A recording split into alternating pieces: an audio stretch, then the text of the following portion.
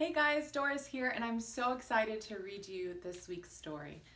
As part of Hispanic Heritage Month, I'm going to read you the book Planting Stories, The Life of Librarian and Storyteller Pura Belpré. And I'm really excited to read you this book because Pura Belpré is from Puerto Rico, and that's where I'm from, and she was the first Puerto Rican librarian in New York.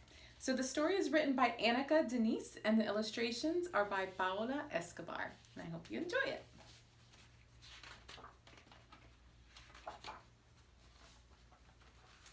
It is 1921. Pura Teresa Belpré leaves her home in San Juan for a visit to Nueva York. Words travel with her, stories her abuela taught her, cuentos folclóricos, Pura retold in the shade of a tamarind tree in Puerto Rico. Now a new island stretches before her, ripe for planting seeds of the cuentos she carries. Manhattan, a city of hustle and bustle, bigger, louder, crowded, yet alive with hope and possibility. What began as a visit to celebrate her sister's wedding becomes the first steps in a new land, y una vida nueva for Pura. She works first in a garment factory, but it is cold floors and hard edges, not the soft, fertile ground where seeds take root. Then a golden opportunity, una bendición. The library needs a bilingual assistant. Pura speaks Spanish, English, and French. She is perfect for the job. But where are her abuela's stories? Not one folktale from Puerto Rico is on the shelves.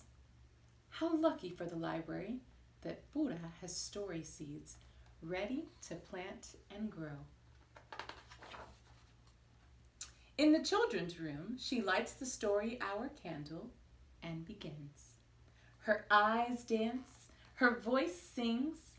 Pura's words paint a picture of a little house with a round balcony where Martina, a beautiful Spanish cockroach, meets Pérez, a handsome and gallant mouse, el ratoncito Pérez, y la cucarachita Martina, a tale from the tamarind tree. When Pura's story is done, each child makes a wish on the candle, and with a wisp of air, whoosh, la vela is blown out. Now Pura has a wish too, to plant her story seeds throughout the land. Pura learns to make puppets. She snips and sews their clothes, paints their delicate faces. Families come to hear folk tales in Inglés y Español, to watch Pura's puppets dance across the stage of her stories. But the library needs libros for its shelves. How can more children read Pérez y Martina and other cuentos de Puerto Rico? Pura puts her story in an envelope and mails it to Frederick Warren, a publisher.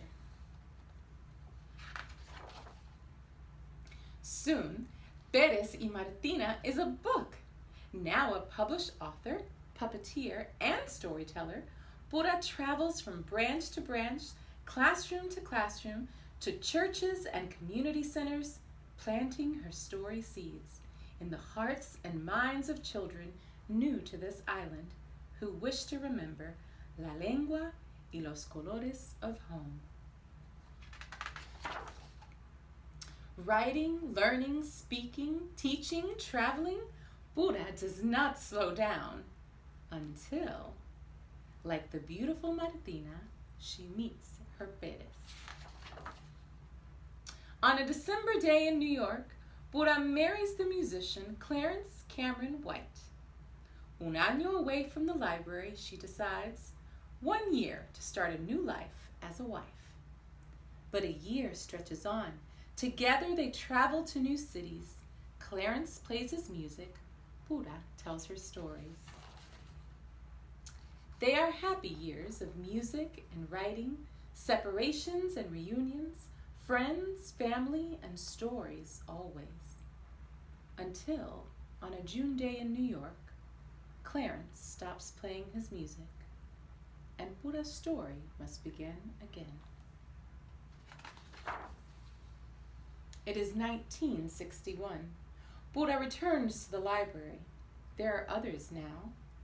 Storytellers who make puppets dance, who read Pérez y Martina, The Tiger and the Rabbit, Juan Bobo, The Three Magi, and many more of Pura's stories to the children. The seeds she has planted, the roots that grew shoots into the open air of possibility, have become a lush landscape into which she steps as though she has never left. The end. Bye, guys.